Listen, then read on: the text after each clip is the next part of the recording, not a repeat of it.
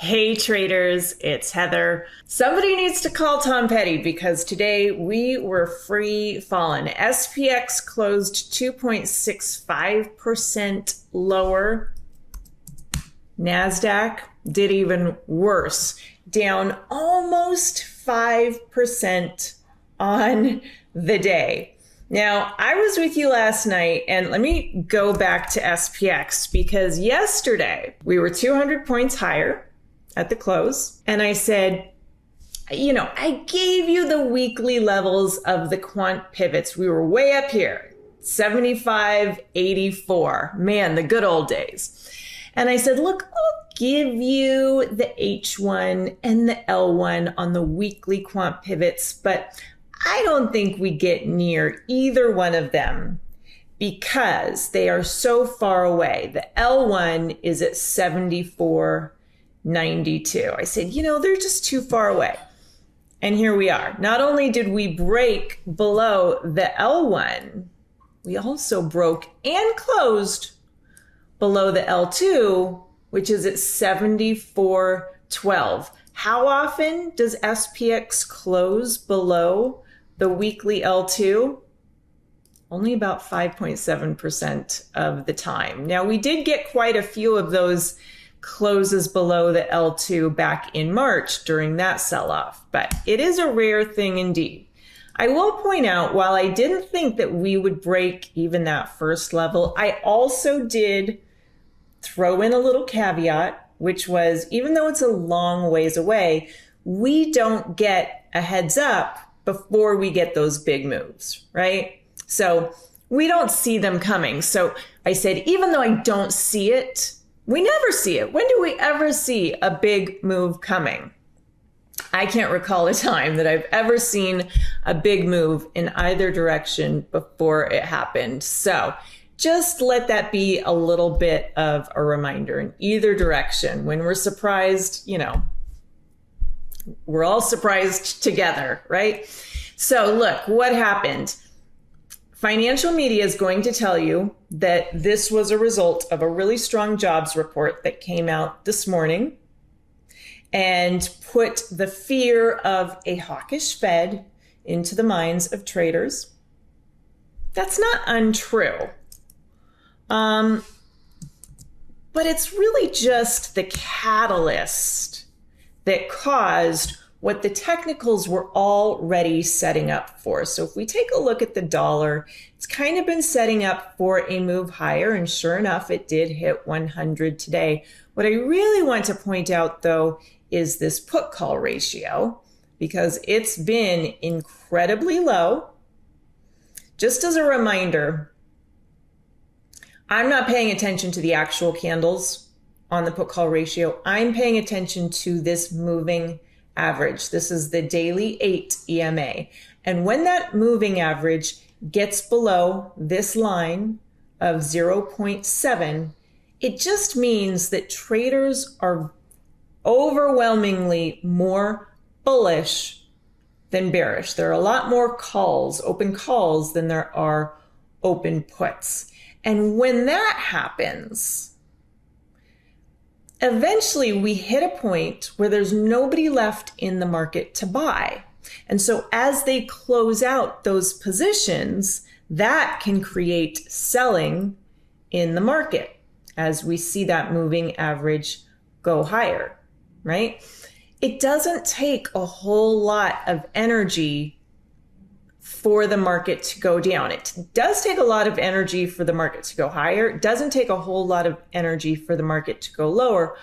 All that it requires is that traders do nothing, or that they close out their bullish positions. So I think that is really more of what we saw today. Now look, this is still, it's not done, okay? This moving average is still very much below that 0.7 line. So I'm going to continue to watch it. Okay. I think we can definitely see some more downside, but let's talk about what could potentially happen in SPX over the next couple of weeks. Okay.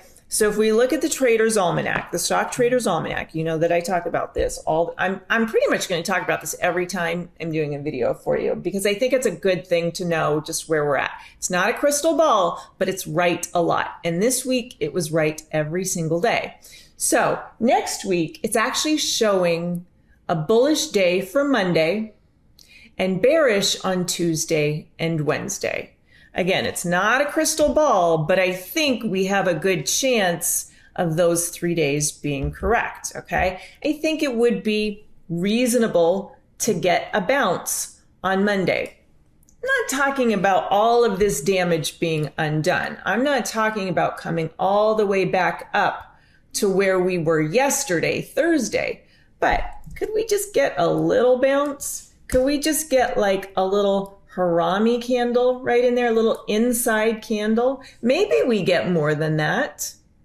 Maybe we do, but I definitely think it's reasonable after a 200-point move lower for maybe some of these shorts that came in today to just take some really quick profits, and maybe we get back above this daily 21, which is at 74.45 potentially. Okay.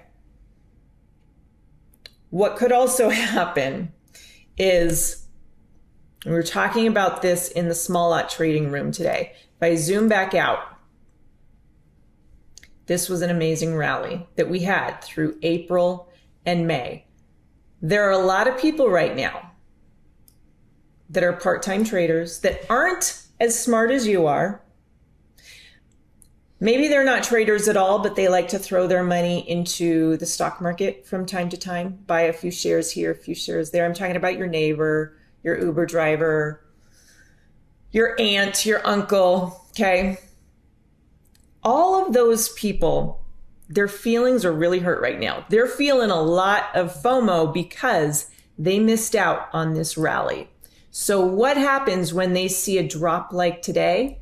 They say, with all of that FOMO swirling around in their head, they say, this is my chance to finally buy the dip and get long so that I can get a piece of this, right?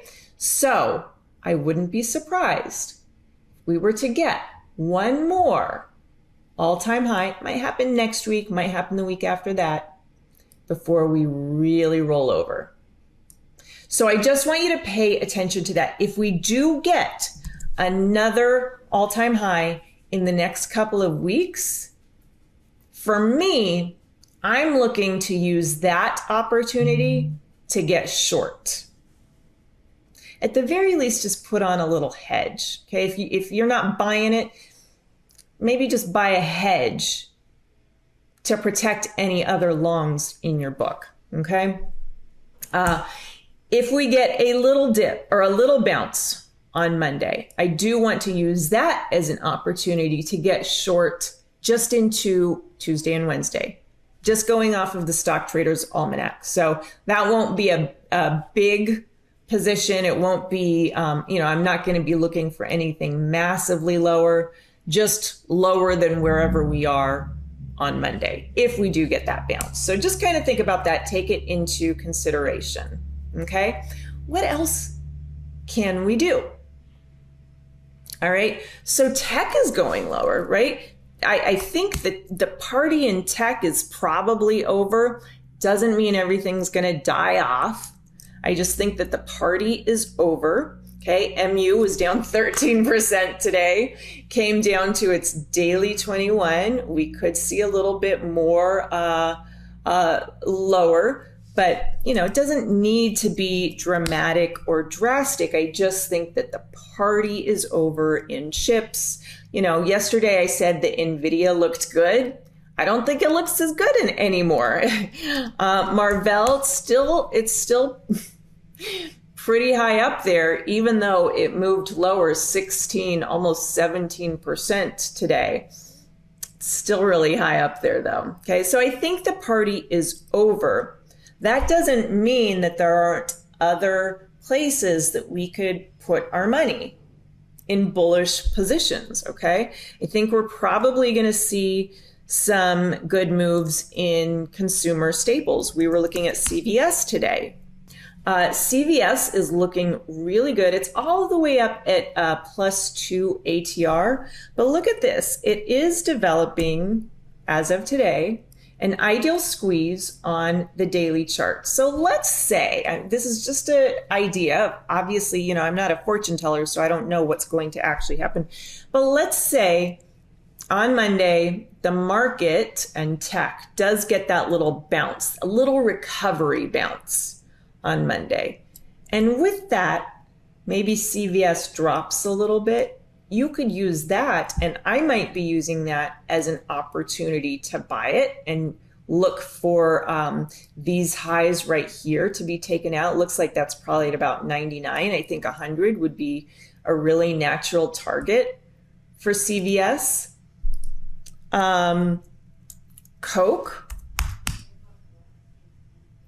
Coca-Cola also had a nice day, up 3.5%.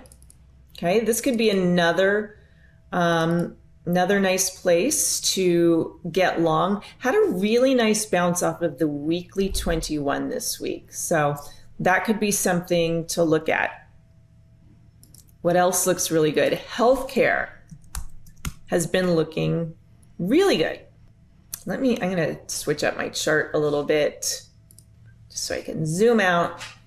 Okay, so it's up at +3 ATR on the daily chart, but look, if we look at the weekly I think looks better. Formed this double bottom off of the weekly 50, closed above the weekly 21. I think it might be ready to retest these highs up at 160. Okay, so what looks good inside of XLV?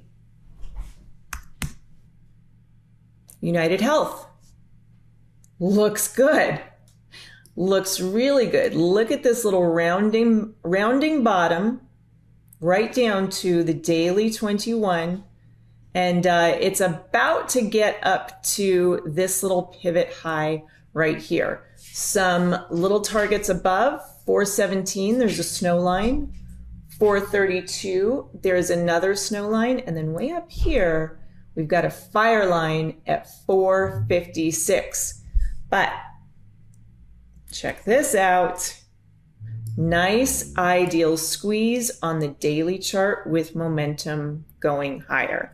So I think that looks great as well. So there's definitely some places to put your money if you still want to be bullish stocks, even if the overall market is going down or chopping sideways, or not quite as drunk and happy as it was in March and April. There are still some places to put your money, even if tech needs to sit down and cool its jets for a little while. Okay, so that's what I have for you. I hope you have a great weekend. Make sure to look over your week of trades, not just the P&L, but really examine what you did well, what you didn't do so well, and what you're going to do better next week. Okay, think about the process, not just the profits. All right. Enjoy some time with your family, with your friends, and make sure to get some rest, because I have a feeling next week is going to be a little crazy. All right. Have a great weekend, friends. Thanks so much. Have a great night. Without simpler trading, I could not have financial independence. This is one of the best investments I ever made in my life. It's helping me find consistency. It's one of the things that won me over.